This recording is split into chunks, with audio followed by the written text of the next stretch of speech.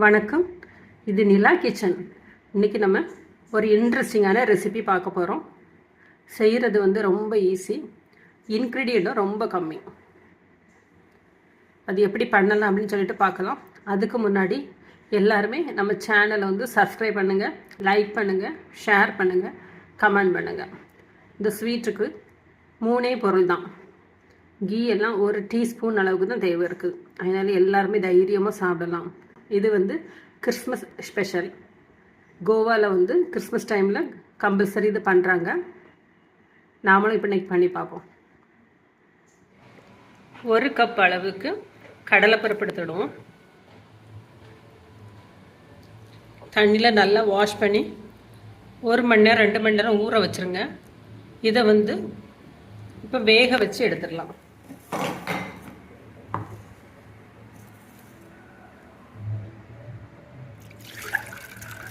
Cup கடலைப்பருப்போட 1/2 teaspoon அளவுக்கு உப்பு சேர்த்துருவோம். இதை இப்போ மூடி போட்டு குக்கரில் ஒரு 3 விசில் வேக வச்சு எடுத்துருவோம்.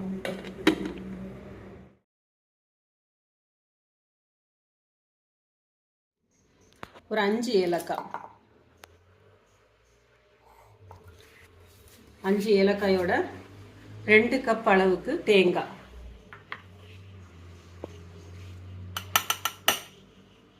இதை மிக்சியில் அரைச்சி எடுத்துருவோம். பருப்பு வேக வச்ச தண்ணி இருக்குது, இதை விட்டு நம்ம தேங்காயை அரைச்சி எடுத்துருவோம். தேங்காய் அரைச்சாச்சு. அதை நம்ம பேன்லேயே கொட்டிடலாம்.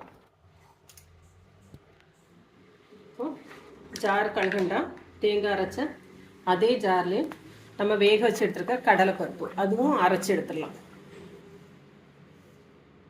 தேங்காய் அதோட நம்ம அரைச்ச பருப்பு, வேக வச்சு அரைச்ச பருப்பு, 2 கப்பு அளவுக்கு சர்க்கரை,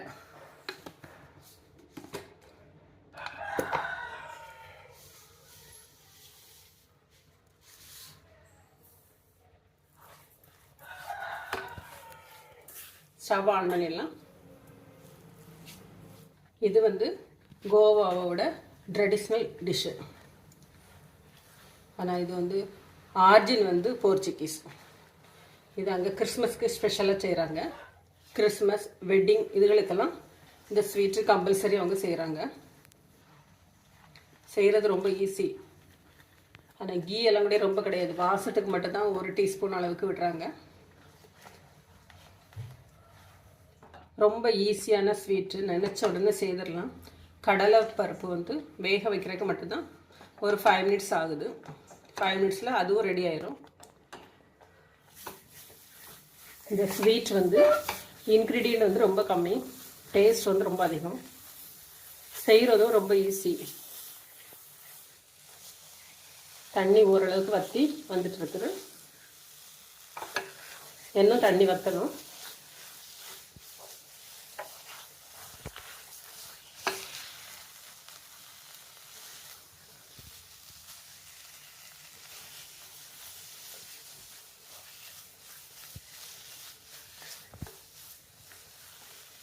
ஃப்ளேமை குறைச்சி வச்சுடுங்க.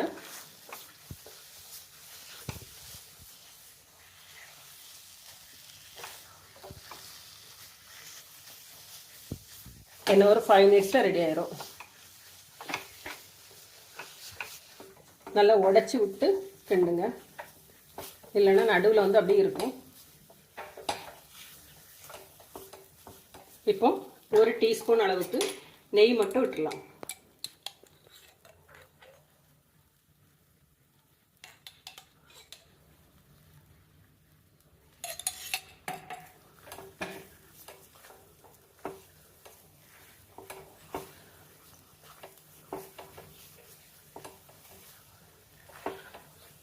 நல்லா உருண்டை வந்துட்டு பாருங்க.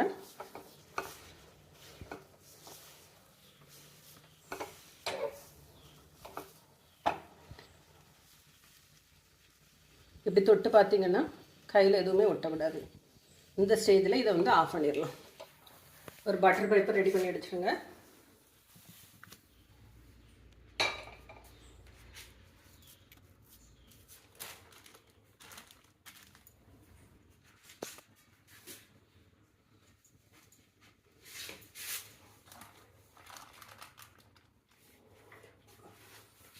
ஒரு ரோலர் வச்சு உருட்டி எடுத்துருங்க.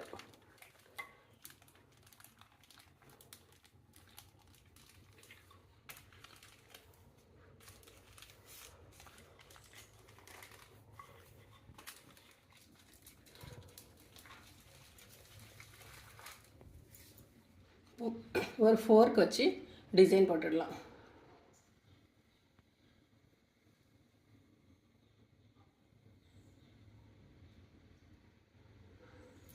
தெரியுதா என்ன டிஃப்ரெண்ட் அப்படின்னு சொல்லிட்டு? இப்படி போடக்கூடாது. இப்படி போட்டிங்கன்னா இப்படி மேலே எழும்போம். அதே இது நீங்கள் இப்படி போட்டிங்க அப்படின்னா எழும்பாது, நீட்டாக வரும். அதுக்காக தான் ஃபஸ்ட்டு உங்களுக்கு அப்படி காமிச்சு தந்தேன்.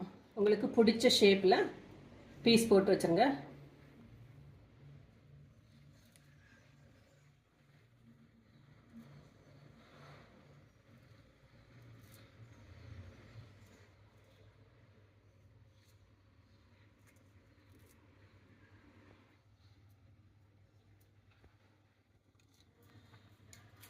அப்படி சூடாகட்டும். அதுக்கப்புறம் நம்ம பீஸ் வெளியில் எடுத்துடலாம். நம்மளோட ஸ்வீட் டோஸ் வந்து ரெடி ஆயிடுச்சு. இதேமாரி நீங்களும் செஞ்சு பாருங்கள். செஞ்சு பார்த்துட்டு எப்படி இருக்குன்னு சொல்லிட்டு ஃபீட்பேக் கொடுங்க. தேங்க்யூ.